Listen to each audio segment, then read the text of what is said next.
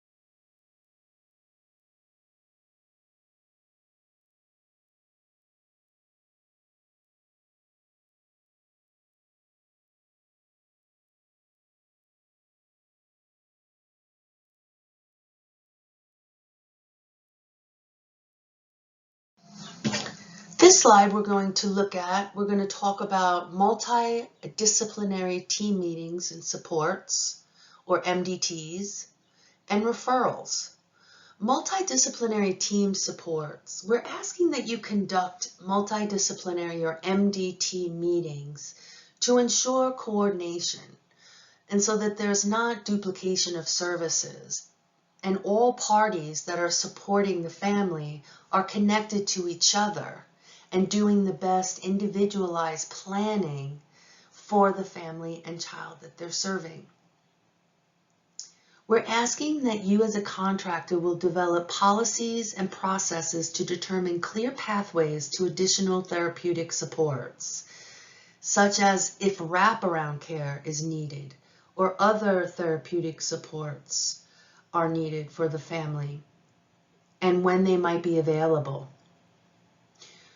We're also asking that you develop policies and processes to determine clear pathways to additional therapeutic supports, maybe for members of the family.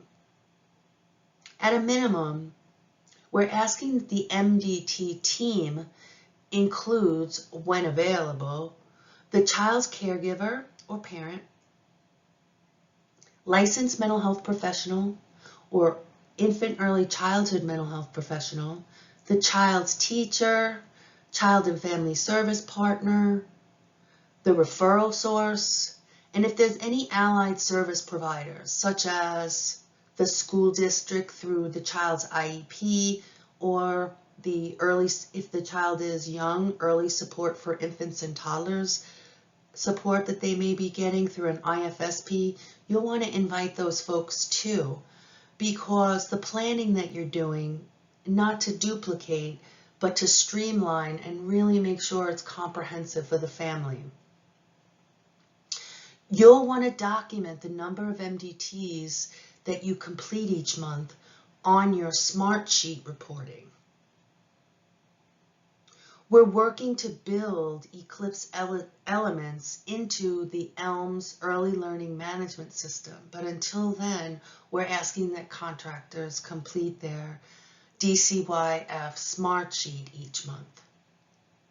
MDT meeting notes will need to be kept for at least 6 years because that amount of time is consistent with the HIPAA record retention rules. Next, we're going to talk about referrals. We're asking that you as the contractor connect children or child and caregiver with additional provider services if they are identified and on the individual care plan. And document follow-up steps in addition to services identified during the MDT meeting, and you want to write it on the ICP plan. You'll also want to assist caregivers in obtaining additional services that are outlined in the plan and specify who will be doing what.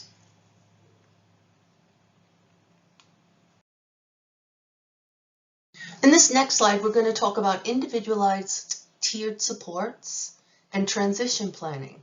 We'll start with individualized tiered supports.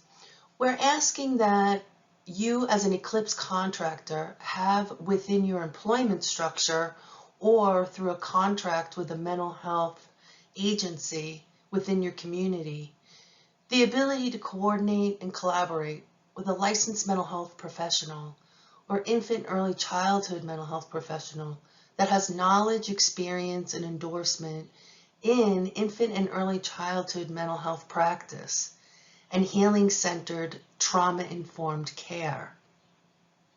We're asking that your mental health professional provide individual interventions with children to address symptoms of exposure to trauma or mental health concerns, and to introduce pro-social behaviors and self-regulation techniques. Your mental health professional may also implement an approach that builds and develops from the ECAP mental health consultant work that they may have already done within the ECAP classroom to support a specific child or the classroom as a whole.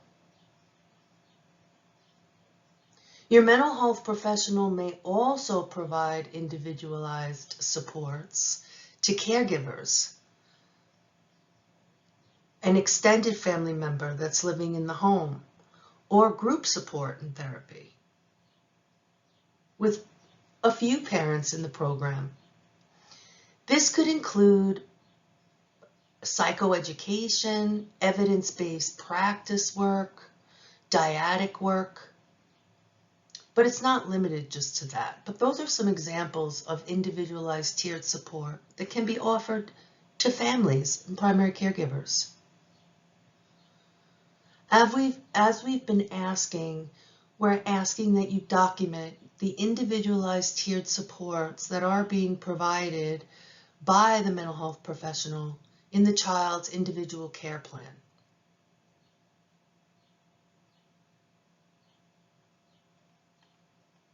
Transition planning. We're asking that you have a process and documentation loop with the ICP that clearly articulates the points of intersection between ECAP and ECLIPSE services and the transition out of ECAP and ECLIPSE services. Or a child may be enrolled in ECLIPSE services in an ECAP program, and they may be ready to have the ECLIPSE services back down.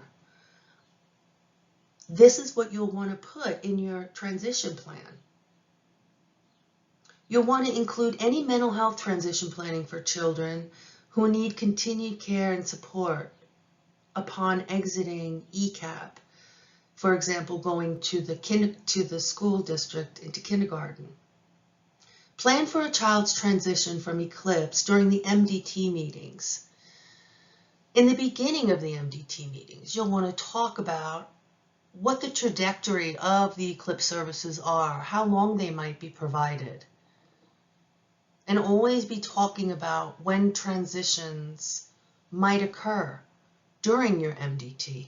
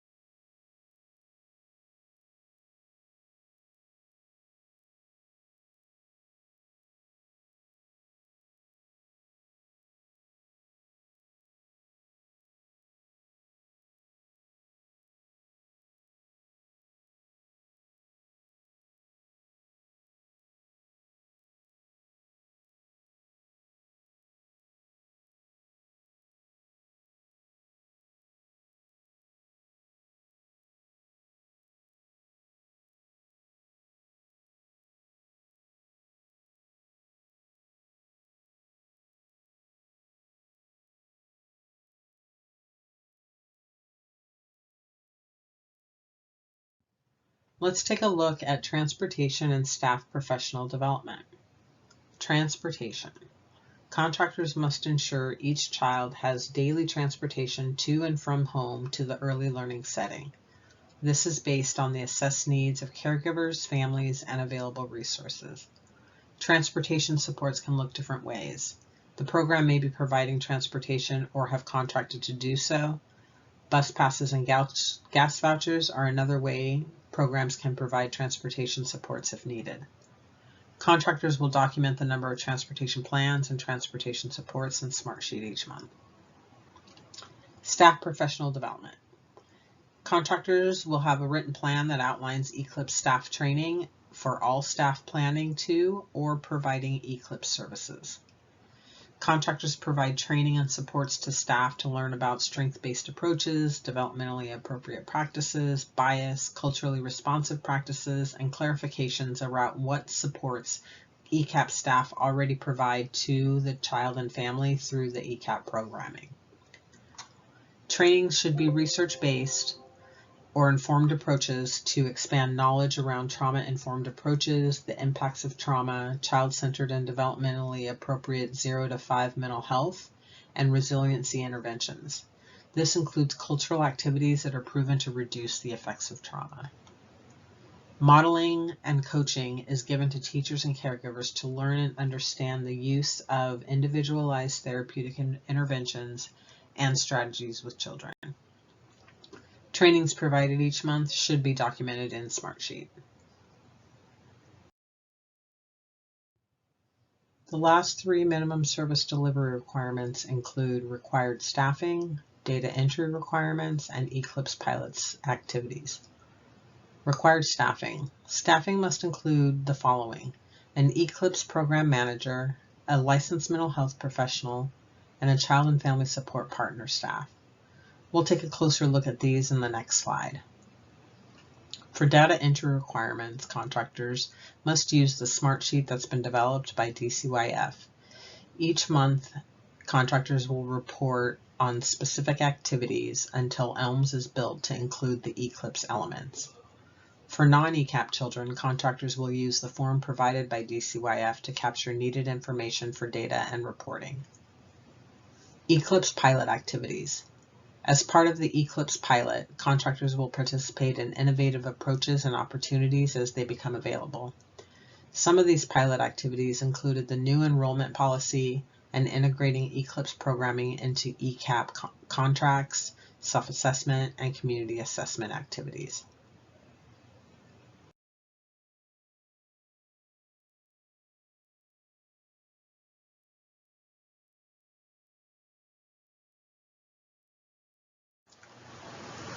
Let's go back to the required staff roles.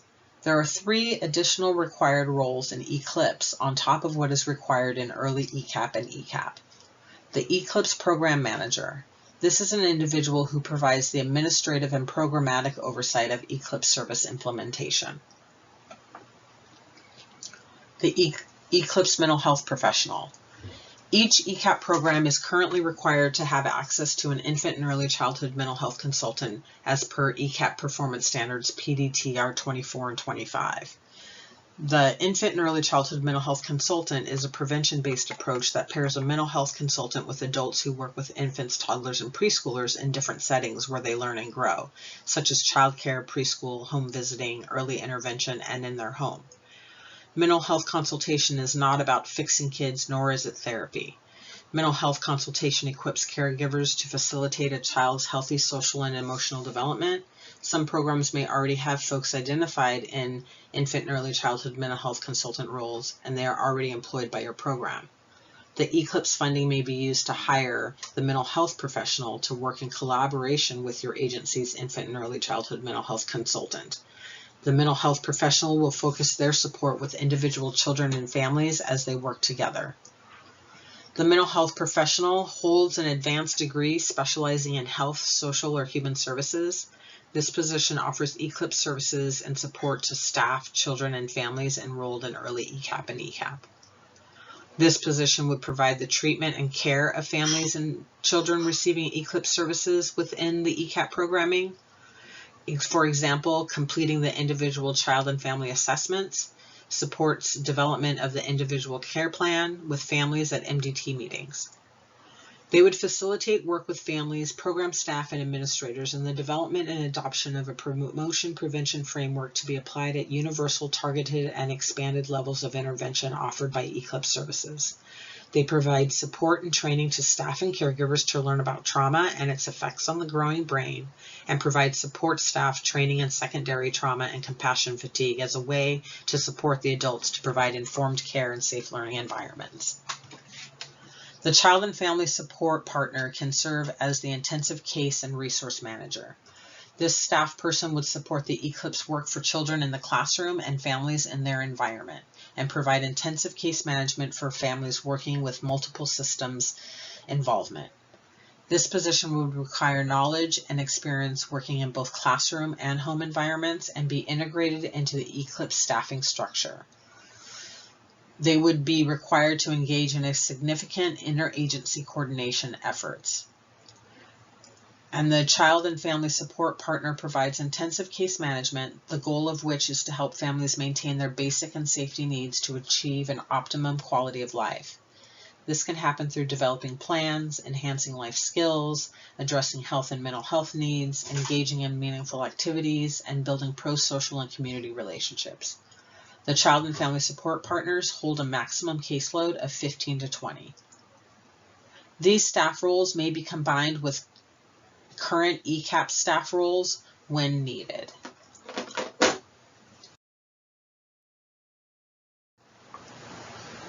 Thank you for listening today. If you have any questions, please reach out to Exalora Brownell, the ECLIPSE Infant and Early Childhood Mental Health Manager, or Veronica Santangelo, the ECLIPSE Specialist.